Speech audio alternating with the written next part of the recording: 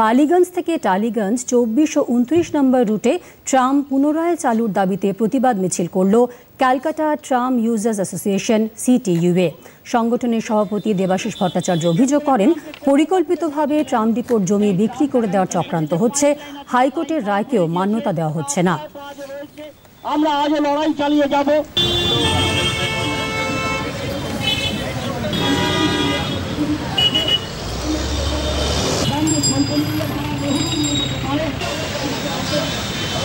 আমার বিশ্বাস আপনার প্রত্যেকেই ট্রামকে চান। ট্রাম তুলে দেওয়ার জন্য রাজ্য সরকার যে কোর্টে যে হলফনামা দিচ্ছে, যেটা বলছে যে ট্রাম চললে রাস্তায় কনজেশন হয়, ট্রামের স্পিড কম, ট্রাম লাইনে 2 হুইলার্স পরে অ্যাক্সিডেন্ট হচ্ছে ফ্যাটাল, যে কথাগুলো বলছে এগুলো প্রত্যেকটা সর্বৈব মিথ্যে কথা।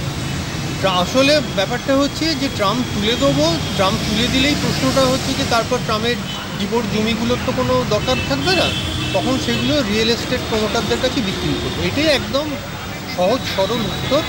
ট্রামের জন্য কোনোভাবেই শহরের কোনো ক্ষতি হয় না, এটা অত্যন্ত সুলভ মূল্যের জনসাধারণের যাওয়া আসা করার একটা মাস ট্রান্সপোর্ট। এটাকে ধ্বংস করে দিয়ে আমি ওলা উবের আনছি, র্যাপিডো আনছি, আর প্রাইভেট কার আর মোটর বাইক বাড়াচ্ছি, এটা কোনো যুক্তিও নয়, এটা কোনো সমস্যার সমাধান নয়।